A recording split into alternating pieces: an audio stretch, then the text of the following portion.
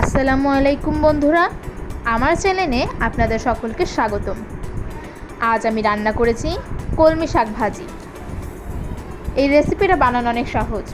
আশা করছি আপনাদের সকলের অনেক ভালো লাগবে।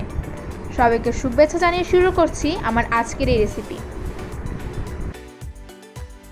এখানে আমি 2 আটি কলমি শাক নিয়ে নিয়েছি। কলমি শাকগুলোকে ভালোভাবে ধুয়ে নিয়েছি। নিয়ে নিয়েছি 50 গ্রাম চিংড়ি এবং নিয়ে নিয়েছি পেঁয়াজ কুচি, রসুন কুচি, কাঁচামরিচ ও 2টা শুকনা মরিচ। এখন একটা প্যানে দিয়ে দিচ্ছি সয়াবিন তেল। এর মধ্যে শুকনা মরিচগুলোকে 1 মিনিট ভেজে নেব।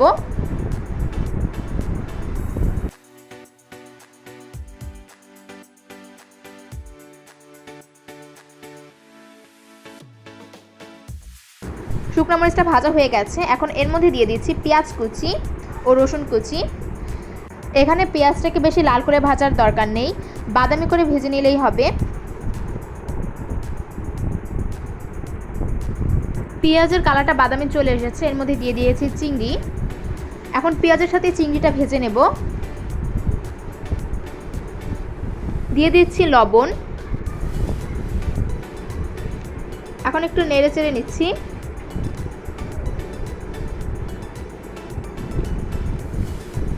এখন এর মধ্যে দিয়ে দেব কলমি শাকগুলো। এখন কলমি শাকগুলোকে নেড়ে চেড়ে ঢেকে দেব 4 থেকে 5 মিনিট সেদ্ধ করার জন্য।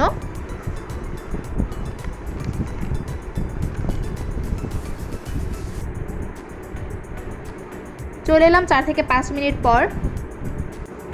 কলমি শাকগুলো 5% মতো সেদ্ধ হয়ে গেছে।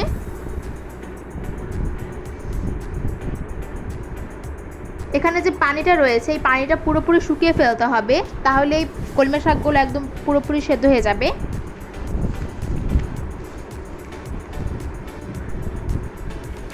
এর মধ্যে এখন দিয়ে দিচ্ছি কাঁচামরিচ।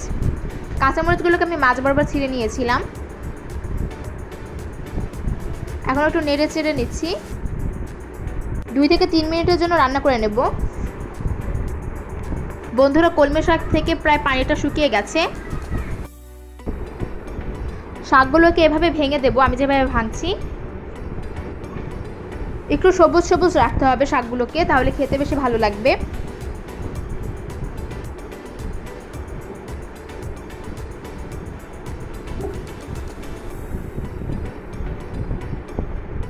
বন্ধুরা, কলমি শাক থেকে পুরোপুরি পানিটা শুকিয়ে গেছে।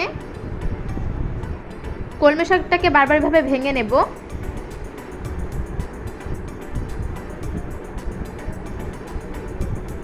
বন্ধুরা, আমার কলমি শাক ভাজি রান্না হয়ে গেছে। বন্ধুরা, আমার ভিডিওটা যদি আপনাদের ভালো লাগে তাহলে লাইক, কমেন্ট, শেয়ার করতে ভুলবেন না।